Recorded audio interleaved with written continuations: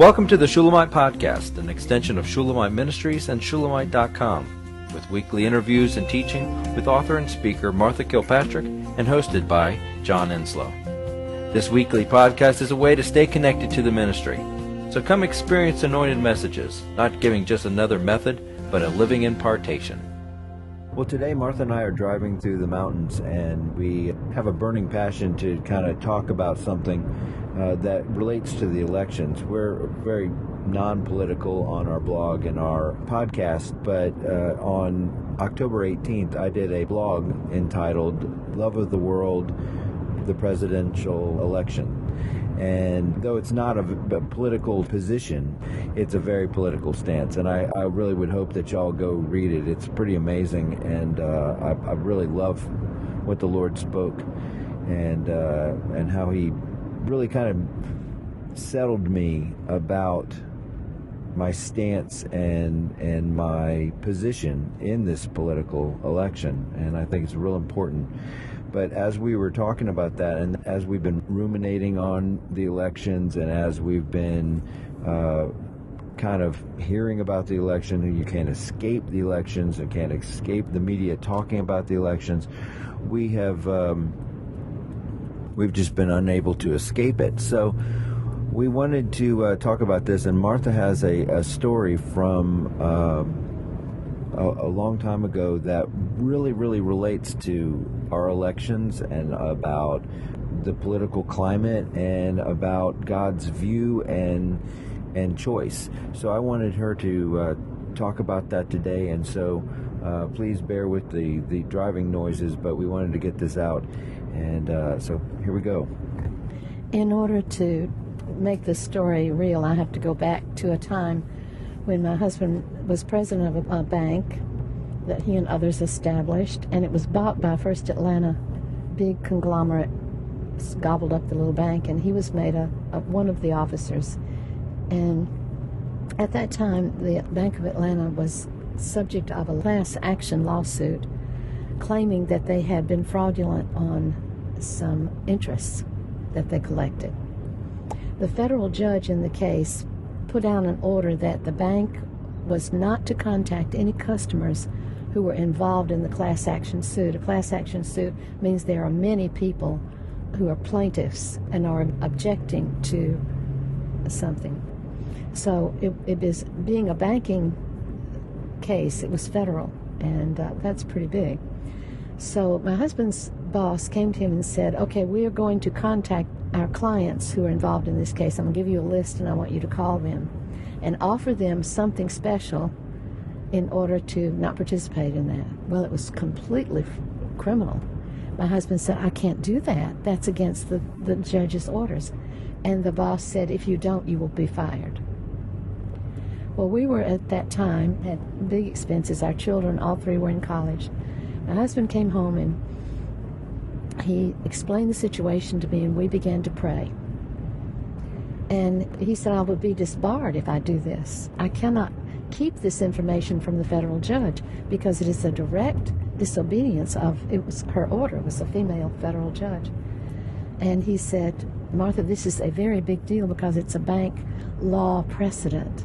So we prayed, and I said, Kenneth, you can do nothing else but resign. You have to. You cannot compromise in this. And he agreed. So he went in the next day. He said, but Martha, the other thing I have to do is report the incident to the judge. And he said, that's going to get me in such hot water. No other bank will hire me. It means the loss of my job, but the loss of anybody. Nobody would take me as hot property. But I have to do it. So he did. He resigned. He went to the federal judge, turned in an account of the incident, and that made the news. And on the front page of the Atlanta Journal, it told the story of Kenneth being told this by First Atlanta, that he would lose his job if he did not commit a crime, and coming home, and that we prayed, and he resigned. So as the case went on, he was called to testify, and the judge praised him for his testimony because he had kept careful notes. He made, and being a lawyer, he knew what to take to the trial. And so the judge, in her opinion, when she rendered the opinion, she fined the bank, I think it was $50,000 for disobedience to a court order, and could have been more, I don't remember. But she said Kenneth Kilpatrick was a credible witness. That means he was believable, and she believed him. And on that basis of his testimony alone, First Atlanta was reprimanded, fined $50,000, and it was on, we understood that it was on the financial pages in Japan. It was that big a deal. So it was a big case at the time, and so my husband went back to practice law for a while. And then in our county, there was an appointment by the governor of Georgia to create a new judgeship. I think we had two at the time, and he created the third because of the population of the county. And so a lot of people encouraged Kenneth to offer himself for that appointment.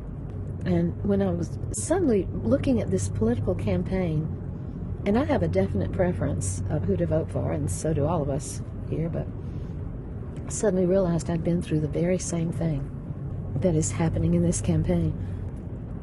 So my husband offered himself, and two other men offered as well. The procedure to the appointment of a judge was that your peers wrote a letter for you, and the Bar Association of your county told the governor whether you were qualified or not. Well, the strangest thing happened. The Bar Association told the governor Kenneth was not qualified, which was ludicrous. He had a doctorate in law, had practiced law for years in both criminal and civil court. He was absolutely qualified. We couldn't understand it. The next thing that happened was that there were some people who objected to him being appointed. And I understand that there was an investigation into his life to see if they could find anything to put on him. And they couldn't. There was this big, huge move to keep him from the appointment. And I said to my husband, Kenneth, you just publicly proven your integrity. You've just been affirmed by a federal judge of the United States. I don't understand this. I don't understand this opposition. And he said, no, you don't understand, because if the criminal element has the judge, they have everything. It means no one goes to prison, and the judge can be bought. He said, they know I am qualified, and I am honorable, and that's why they're going against him. And so here sits the governor, had all this information against him. There were some letters very much in his favor, but there was a considerable amount that opposed him and was arguing for one of the other people to be the judge. So we waited. This went on for months, and it was just agony. And I went to the Lord in prayer, and he took me to, I think, this couple of scriptures and gave me a promise. In Daniel 2:21, it says, it is God who changes times and epochs. He removes kings and establishes kings. He gives wisdom to wise men and knowledge to men of understanding. And then in Psalm 75, verse 6, for from the east, nor from the west, nor from the desert comes exaltation. It doesn't come from anywhere, in other words. For God is the judge. He puts down one and exalts another. And the Lord assured me that Kenneth would be appointed. But we had an horrific spiritual warfare and horrific warfare in the county. And it went on, as I remember, for 9 months.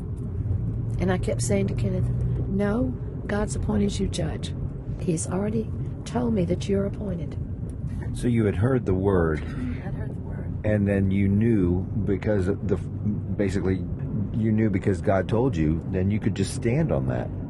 Yeah, but it was really shaky at times. The warfare was so horrendous. And it was warfare against us personally, too. And, now aside from what was going on outside. And the governor was taking his time to make the appointment, so we were hung out there to dry.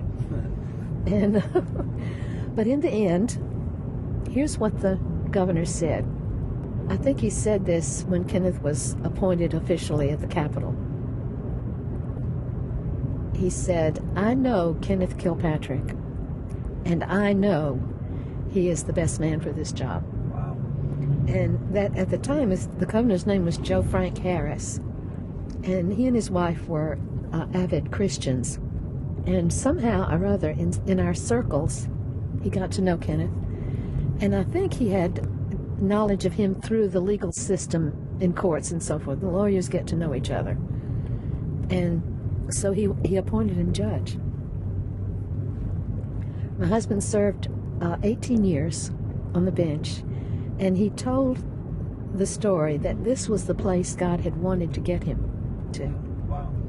Many, many wonderful stories of his being in the right place at the right time on the bench. I'll tell you one letter that he got from a lady, but there were many, many times that, and we prayed over his work, and he was very conscious to pray a lot about the wisdom and the knowledge that God needed to give him. But he got a letter one day from a woman. She said, "I am so-and-so. You may not remember me. I now live behind your courthouse in a little apartment area." She said, "You took my children away from me in such and such a time and put me in jail." And she said, "I want to thank you for doing that to me, because while in jail, I became a Christian. I began to straighten my life out. I got out of jail, and I now have custody of my children back. But I wanted you to know that you made the right decision for my life, and it saved my life." Wow, that's huge. So if God wants a man or a woman in office, they will be there. And nothing can stop it. God will have the final say. He is, and the blog John wrote was about how God sets up authorities and we are to submit to them. And I remember one time we were in New York City and we passed a bookstore with a big, huge picture of Bill Clinton as president writing a book or something. And I made some disparaging remark and the Lord struck me. And I never did it again. Because if God is sovereign, and he is, then who is elected is from God for his purpose. That purpose may never be known, but he has a purpose behind it all. So I know from first-hand experience that God sets up kings and takes down kings and sets up judges. Can you read Romans 13:1? That was the scripture I specifically used in my post. Every person is to be in subjection to the governing authorities. For there is no authority apart from God, and those who exist are established by God. The Amplified, is that that's not the Amplified. The Amplified slams it. It's amplified, truly. Well, in the Amplified, John's right. Let every person be loyally subject to the governing civil authorities. For there is no authority except from God, by his permission, his sanction, and those that exist do so by God's appointment. Proverbs 8:15 and 16. By me kings reign, and rulers decree what is just. By me princes rule, and nobles all who govern justly. So I hope you'll go, and if you haven't read it, I hope you'll go and read it. To me, it's our stance, it's our position as Christians, how we're supposed to view this and how we're supposed to respond to this. Because this is, as I say in the post, this is one of the most volatile, nasty, vicious, catty, dirty campaigns I've ever personally witnessed, especially a presidential campaign. It's a mudslinging fest. And when we're having all this in the media being thrown in our face on a regular basis, how are we supposed to respond as Christians? How are we supposed to respond? And I feel like I pretty clearly showed that. Do you believe that? Yes. And I think it means that we are to really find out the one God is for and stand with him on it.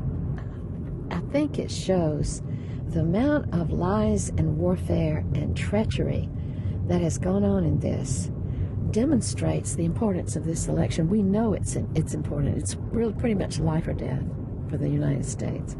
But the horrific warfare is a signal that God's will and purpose is important in this election.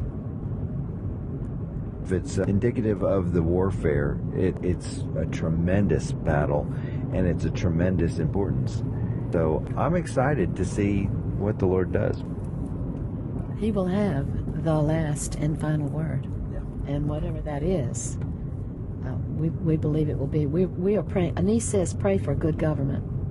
Pray for one who is to be elected, who will give the Christians good government so we can function and be at peace. So I thank you for telling that story, and how, you had to hear the word, know what God's will was, and then stand in the midst of the tidal wave of opposition and of slander and of resistance to Kenneth's position and appointing into the judgeship. And so that's, to me, that's an amazing thing, because of the fact that you had to trust that God was going to be and do what he said he was going to do. There was no question. You had to stand there. And I wish I could remember all the episodes we went through that were caused so much anguish. We couldn't really believe what was happening. And the only explanation was because of his integrity. It was happening. And I can't describe the anguish that we went through, the tension of the whole thing, and it was incredible. Kenneth was a hot potato, so to speak. Yes, he was. And during those months, of course, he really couldn't practice much law, because he couldn't take on a case that was lengthy in case he would be appointed. So it was fraught with anguish on many, many different grounds, but we had the word. Well, I thank you for sharing that, and I'm sorry again for the road noise. I hope it wasn't too distracting, but well, it's been so beautiful a drive that it's been a nice scene. Well, yeah, I wish everyone could see what we're seeing. We're seeing the beginnings of fall in the mountains, and driving through the mountains, and it's absolutely beautiful. I think we're seeing the majesty of God being proven right around us as we're talking about his absolute sovereign dominion. We hope you've enjoyed the Shulamite podcast.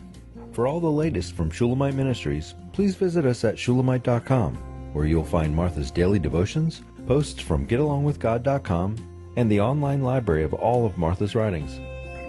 At Shulamite.com, downloading the free Shulamite app is easy, and LivingChristianBooks.com is only a click away.